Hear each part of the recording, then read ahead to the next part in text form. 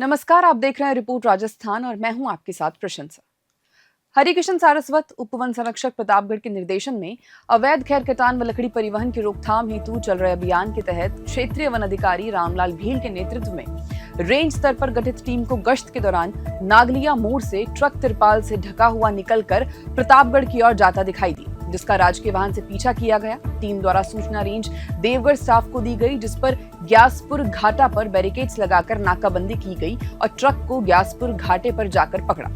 Staff ने तिरपाल हटाकर देखा तो खैर की मिली लकड़ी भरी हुई पाई गई। वाहन चालक से लकड़ी के बारे में पूछा तो संतोषजनक जवाब नहीं दे पाया, जिस पर राजस्थान वन अधिनियम 1953 के तहत प्रकरण दर्ज कर ट्रक को जब्त किया। बानसूर विधानसभा क्षेत्र के ग्राम पंचायत किशोरपुरा के भूरियावास गांव में आज उप स्वास्थ्य केंद्र का उद्घाटन विधायक देवी सिंह शेखावत द्वारा किया गया। कार्यक्रम के दौरान ग्रामीणों ने विधायक का फूल मालाओं से भव्य स्वागत किया। इस अवसर पर विधायक शेखावत ने कहा कि प्रदेश की सरकार विकास के लिए प्रतिबद्ध है और हर क्षेत्र में प्राथमिक सुविधाएं सुनिश्चित करने का कार्य किया जा रहा है। उन्होंने कहा कि पहले ग्रामीणों को प्राथमिक इलाज के लिए दूर शहरों का रुख करना पड़ता था, लेकिन अब गाँव में ही स्वास्थ्य सुविधाएं उपलब्ध होंगी। विधायक ने कहा कि पिछली सरकार में एक भी यूनिट बिजली का उत्पादन नहीं हुआ, जबकि केंद्र सरकार ने जल परियोजनाओं के लिए 30,000 करोड़ रुपए दिए थे, जिनमें से केवल 7,000 करोड़ ही खर्च किए गए। उन्होंने आश्वस्त किया कि वर्तमान सरकार जल जीवन मिशन के तहत प्रदेश को पानी की समस्या से निजात दिलाने के लिए गंभीर प्रयास कर रही है। सिरोही जिले के योग प्रशिक्षकों ने मौन रैली निकाल मुख्यमंत्री के नाम जिला कलेक्टर को समस्या संबंधी एक ज्ञापन सौंपा। आयुष नर्स महासंघ एवं जिला योग प्रशिक्षक संघर्ष समिति के तत्वाधान सिरोही वन मंडल कार्यालय के बाहर से कलेक्टर ऑफिस तक योग प्रशिक्षक हाथ में तख्ती लिए मौन जुलूस निकालकर जिला कलेक्टर को मुख्यमंत्री के नाम ज्ञापन देने पहुंचे। सुपुर्द ज्ञापन में बताया कि 5 वर्षों से योग प्रशिक्षक कम मानदेय पर कार्य कर रहे हैं, इनका मानदेय बढ़ाया जाए, साथ ही पार्ट टाइम से फुल टाइम किया जाए। स्थायीकरण एवं संविदा कैडर करने की मांग उठाई है और वेतन 18,000 रुपए किया जाए। लोगों की मांग थी कि पार्ट टाइम से आयुर्वेदिक औषधालय समय तक फुल टाइम किया जाए और योग प्रशिक्षकों के पद को संविदा कैडर बनाकर स्थायी नियुक्ति प्रदान की जाए। मसूदा उपखंड क्षेत्र के ग्राम मोयना में भीषण सड़क हादसे में 5 लोग घायल हो गए। सड़क हादसे में खरवा निवासी एक महिला व उसके 2 बच्चे सहित पिता पुत्री घायल हो गए। जानकारी के अनुसार सभी घायल सफाई कर्मी जो कि सफाई करके वापस अपने घर मोटरसाइकिल पर जा रहे थे, तभी सामने से तेज गति से आ रही बोलेरो पिकअप ने टक्कर मार दी, जिससे सभी घायल हो गए। तो वहीं घायलों को राहगीरों की सूचना पर विधायक कोष एम्बुलेंस चालक अशोक कुमार उपाध्याय ने मसूदा उप जिला चिकित्सालय पहुंचाया, जहां डॉक्टर व नर्सिंग स्टाफ ने सभी घायलों का प्राथमिक उपचार किया। जहां एक बच्चे सहित पिता पुत्री की हालत गंभीर होने से जिला अस्पताल रेफर कर दिया गया। वहीं घटना की जानकारी मिलते ही मसूदा पुलिस मौके पर पहुंची, जहां घायलों से जानकारी लेते हुए अज्ञात पिकअप चालक के खिलाफ मामला दर्ज कर जांच शुरू कर दी गई। शहर में देर रात एक बड़ी घटना घटित हुई, जब अचानक एक दुकान में आग लग गई।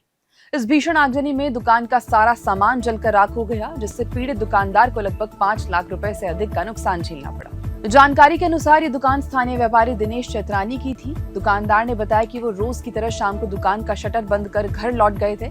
देर रात अचानक उनके पड़ोसी का फोन आया कि उनकी दुकान से धुआं और आग की लपटें उठ रही हैं। ये सुनते ही वो तुरंत मौके पर पहुंचे, लेकिन तब तक पूरी दुकान धू धू कर जल चुकी थी और अंदर रखा अधिकांश सामान राख में तब्दील हो चुका था।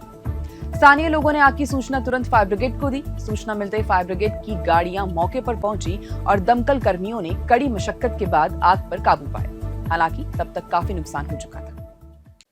भीनमाल हुई तेज बारिश से माली शमशान भूमि के पीछे स्थित भील बस्ती में जल भराव हो गया। बारिश के अलावा भी जुंजाणी बस स्टैंड और भील बस्ती इन दिनों भारी जल भराव की समस्या से जूझ रही है। शहर का पानी यहां आने से स्थानीय निवासियों के सामने विकट परिस्थितियां खड़ी हो गई। मादाराम राणा समेत स्थानीय लोगों ने बताया कि पुराने जुंजाणी बस स्टैंड स्थित रामदेव जी मंदिर के सामने हाल ही में बनी सीसी सड़क की ऊंचाई करीब 4 फीट बढ़वा दी है। इससे पानी का प्राकृतिक बहाव बाधित होकर नीलकंठ जी मंदिर की ओर मोड़ दिया गया। परिणाम स्वरूप सारा पानी भील बस्ती में घुस गया, जिससे घरों और रास्तों में गंदा पानी जमा हो गया। निवासियों का कहना है कि यह समस्या केवल बरसात में नहीं बल्कि पूरे साल परेशानी का कारण बनी रहती है। लोगों ने प्रशासन से व्यवहारिक पहलू को ध्यान में रखते हुए स्थायी समाधान करवाने की मांग की।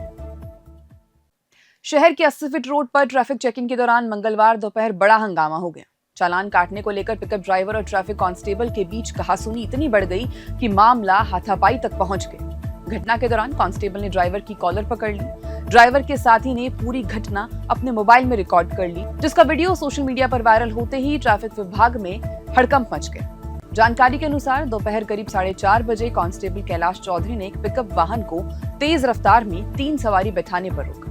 वाहन रोकने के बाद कांस्टेबल ने हेलमेट पिकअप पर रख दिया, जिसे ड्राइवर ने उठाकर लौटा दिया। इसी बात पर विवाद इतना बढ़ गया कि कांस्टेबल भड़क गया और उसने ड्राइवर की कॉलर पकड़ ली।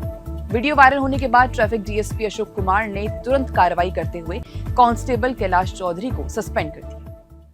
बाड़मेर जिले के सीमावर्ती क्षेत्र नवातला बखासर के सरपंच भारताराम का सेड़वा में भव्य स्वागत किया गया। हाल ही में सरपंच भारताराम को 15 अगस्त को दिल्ली के लाल किले पर आयोजित स्वतंत्रता दिवस समारोह में विशेष अतिथि के रूप में बीएसएफ द्वारा आमंत्रित किया गया था। लाल किले पर आयोजित ऐतिहासिक समारोह में शामिल होकर उन्होंने सीमा पर तैनात जवानों के साथ कंधे से कंधा मिलाकर खड़े रहने के संकल्प को और अधिक मजबूत किया।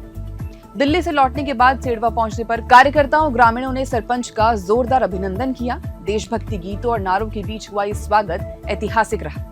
ग्रामीणों ने कहा कि सरपंच भारताराम की उपलब्धि पूरे क्षेत्र के लिए गर्व की बात है। कार्यक्रम में सरपंच भारताराम ने ग्रामीणों को दिल्ली में मिले अनुभव साझा किए और कहा कि इस तरह के आयोजन हमें देशभक्ति और एकता की भावना को और प्रबल बनाने का संदेश देते हैं।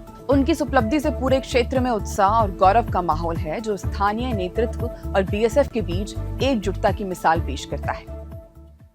हनुमानगढ़ में जन्माष्टमी पर कान्हा बने घूम रही 9 वर्षीय बालिका की हत्या का सनसनीखेज मामला सामने आया। 2 दिन से लापता बालिका का शव सोमवार को उसके पिता के मामा के घर से बरामद हुआ। जानकारी के अनुसार घर से दुर्गंध आने पर पड़ोसियों ने पुलिस को सूचना दी। तलाशी के दौरान संदूक खोला गया तो उसमें बच्ची का शव मिला। शव मिलने पर पूरे इलाके में हड़कंप मच गया। बालिका के शरीर पर चोटों के निशान पाए गए। मेडिकल बोर्ड की प्रारंभिक जांच में गला घोंटकर हत्या करने की पुष्टि हुई। हालांकि अन्य रिपोर्ट आना बाकी है। बता दें कि शनिवार शाम को मासूम अचानक लापता हो गई थी। परिजनों की शिकायत पर पुलिस ने अपहरण का मामला दर्ज कर तलाशी शुरू की थी। इस दौरान आरोपी, जो बच्ची का दादा पिता का मामा है, खुद भी खोजबीन का नाटक करता रहा और परिवार को सांत्वना देता रहा। सोमवार को जब उसके घर से शव मिला तो आरोपी को पुलिस ने तुरंत गिरफ्तार कर लिया। इस जघन्य वारदात से क्षेत्र में गहरा आक्रोश और शोक का माहौल है।